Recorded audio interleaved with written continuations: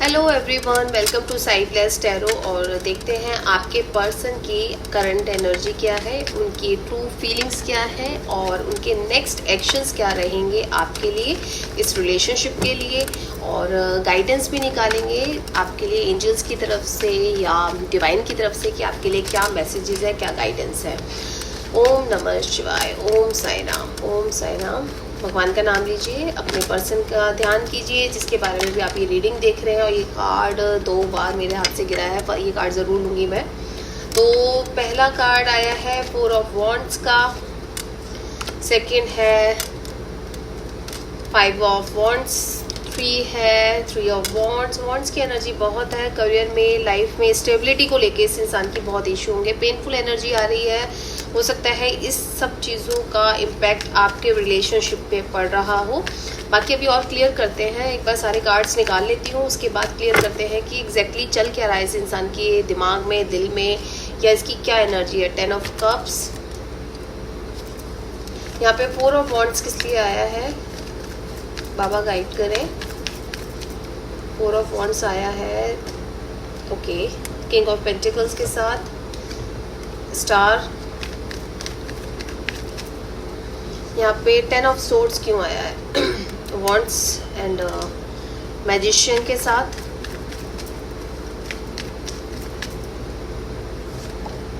King of cups. तो current energy में अगर मैं बात करूं तो पहला जो कार्ड आया है वो 4 ऑफ वॉन्ड्स का आया है। 4 ऑफ वॉन्ड्स हो सकता है ये जिससे भी आप डील कर रहे हैं, ये इंसान ऑलरेडी मैरिड हो सकता है जिसकी लाइफ में बहुत इश्यूज है।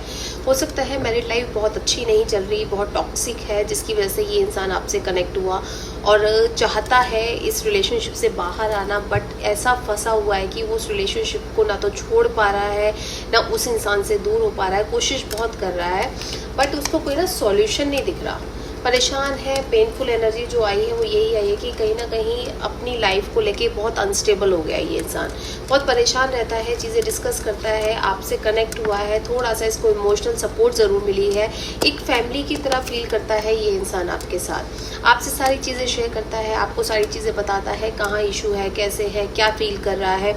और लेकिन ऐसा हो गया है कि चीज़ों को ना सॉर्ट आउट नहीं कर पा रहा, आपके साथ शेयरिंग में आ गया है बट आपको भी वो अपनी प्रॉब्लम ज़्यादा नहीं बता पाता होगा, क्योंकि उसको ऐसा लगता है कि क्यों आपको भी परेशान करना, क्योंकि ऑलरेडी हो सकता है आप भी उसी सिचुएशन में जिसमें कि ये है।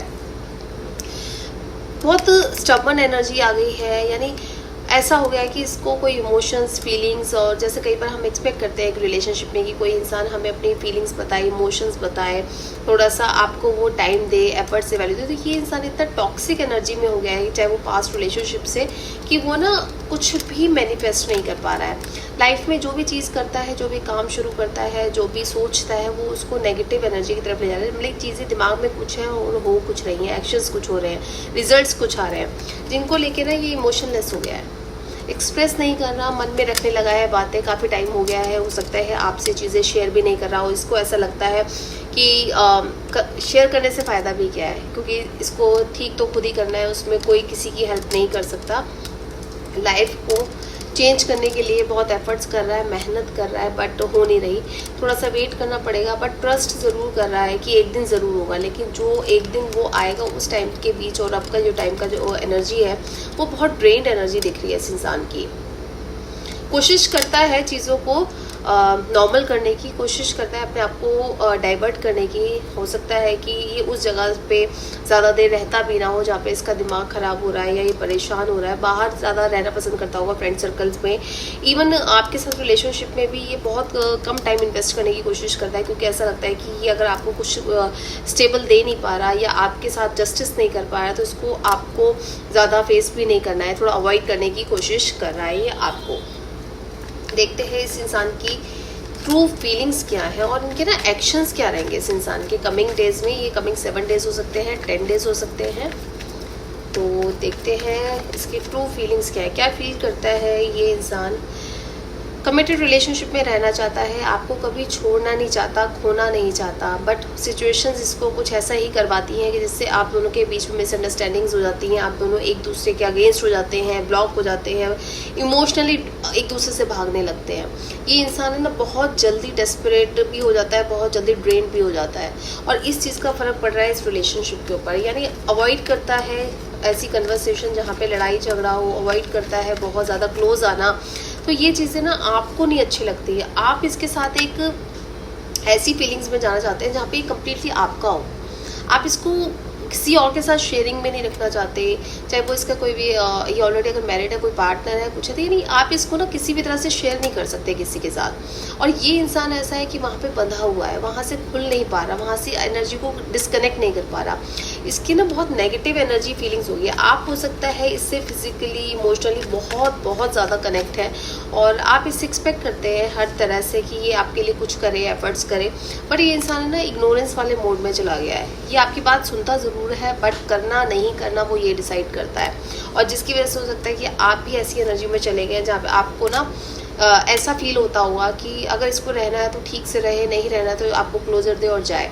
आप है ना बहुत टू माइंडेड वाले एनर्जी में आ गए हो, जहाँ पे आपको समझ नहीं पा रहे कि इस रिलेशनशिप को आप कितना ठीक कर सकते हो या कितने एफर्ट्स कर सकते हो कि ये इंसान एटलीस्ट समझ जाए कि इसको क्या करना है।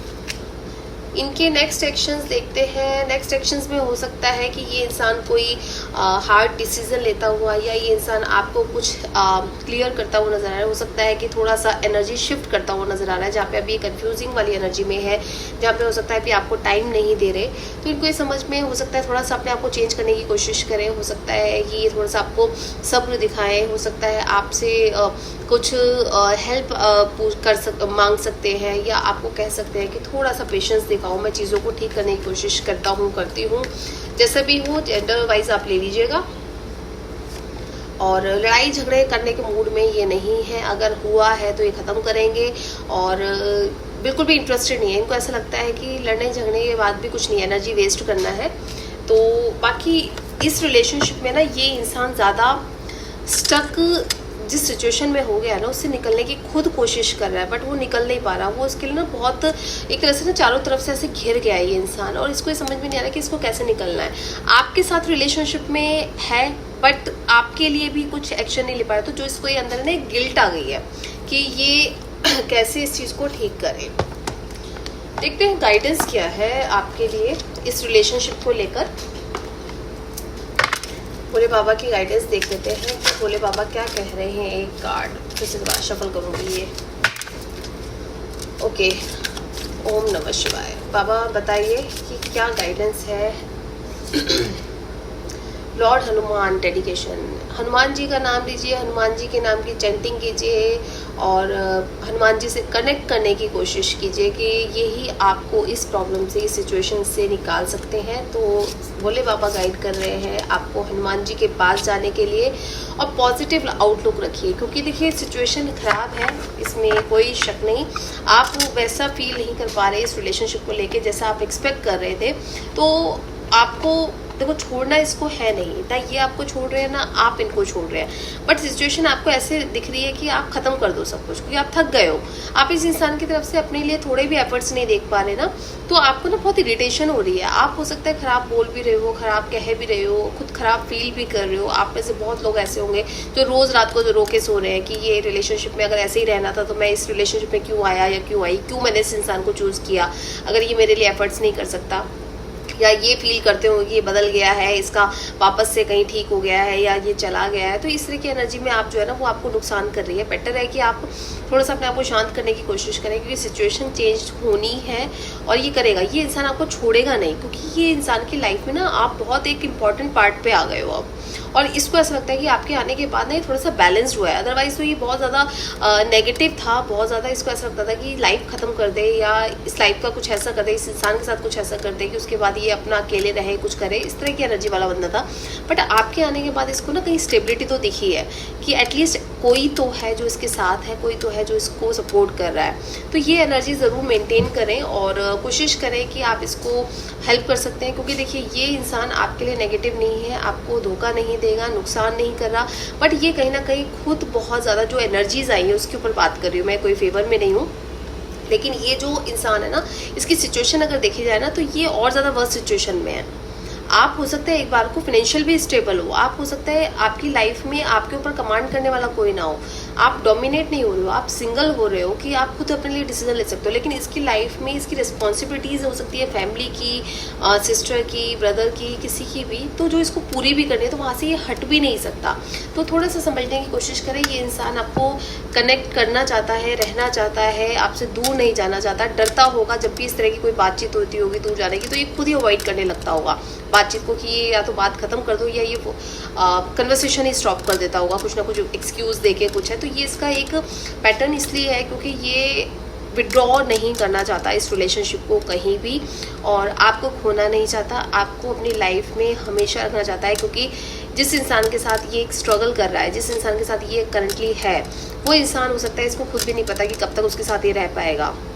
तो जब ये अकेला होगा या इसको छोड़ के आना पड़ेगा, ये आपके लिए भी डिसीजन लेगा, किसी दिन जस्टिस करेगा, बट जब ये लेगा तो इसको आपकी भी ज़रूरत है।